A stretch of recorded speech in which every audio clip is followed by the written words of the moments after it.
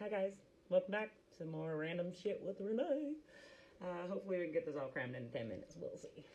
Might not. Might go a little past that.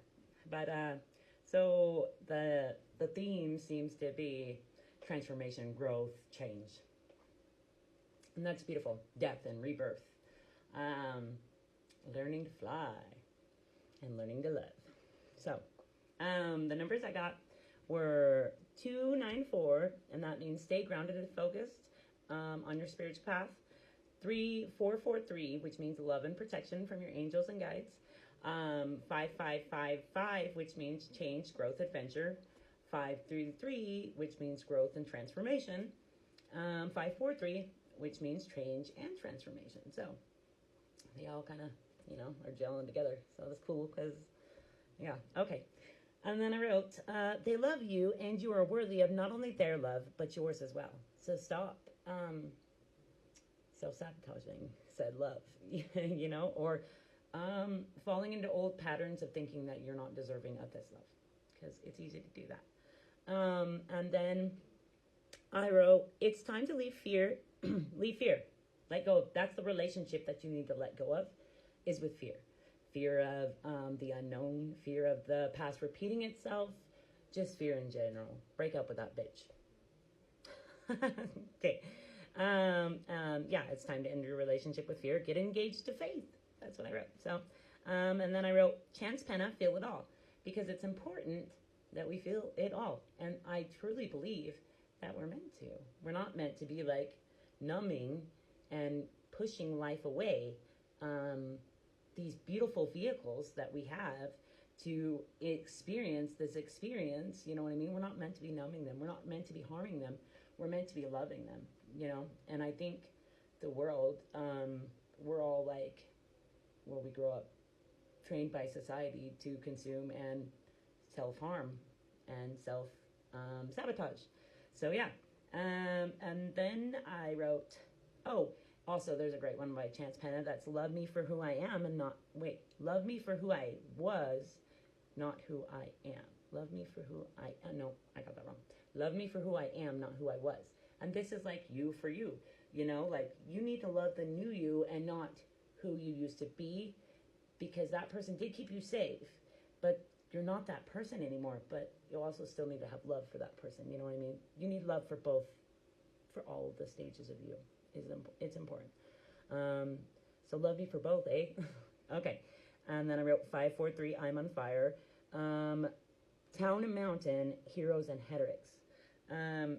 But really, like Phoenix, I'm on fire. Like, I don't know why, but that's been like Phoenix rebirth, transformation, has just really been ringing to me lately, because I think we're all going through a deep transition and rebirth, like into our new and becoming a new you, Not we're all the people that are on this journey, There are people that aren't there yet, but yeah. And then I wrote, what good is freedom outside those walls if you're living dead? That's a lyric from that song, I'm on fire, I'm pretty sure. That's why I wrote it right below that, I'm pretty sure. But yeah, what good is freedom outside those walls if you're living dead? Are you living dead? Are you walking around,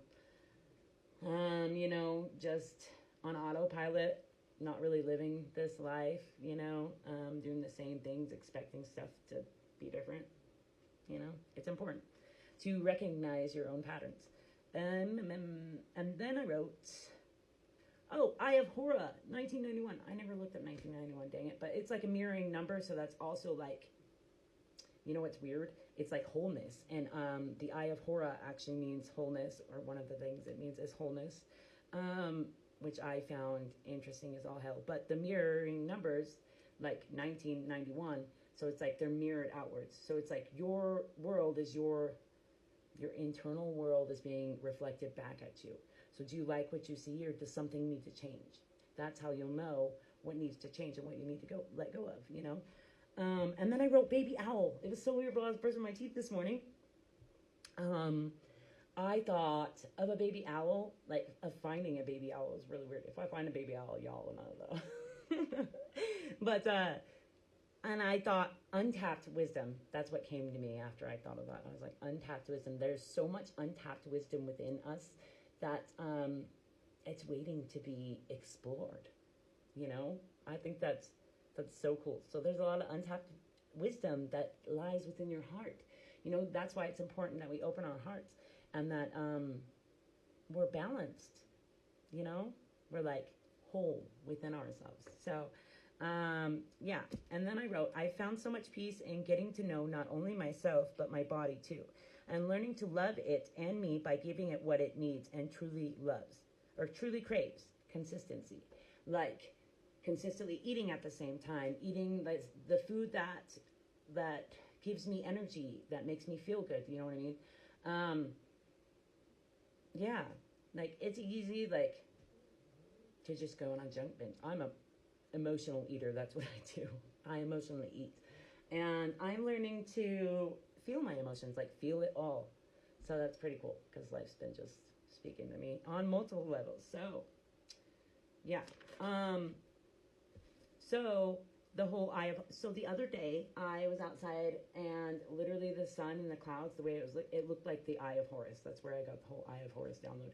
And it was intense and pretty cool. But the Eye of Horus stands for protection, health, and restoration, wholeness. And then I got digging into it, and then came across Hathor, which is weird because it all aligns.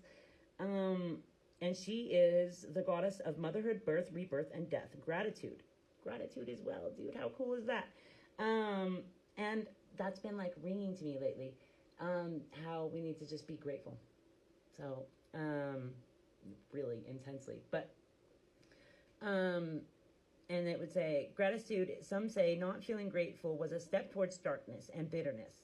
Hathor's 5 gifts were a reminder of what is good and important in life and could be remembered by looking at the 5 fingers on your left hand. And they would say the 5 gifts in your left hand would be, you know, your wives, children, bear, dog, and the river. And isn't that like so true? Like, if you don't have a significant other, you could simply say parents. You know what I mean? Either way, you can always find 5 things to be grateful for. So I think that's beautiful. And then I wrote multifaceted goddess because we all are. God, goddess. We all hold both energies, you know.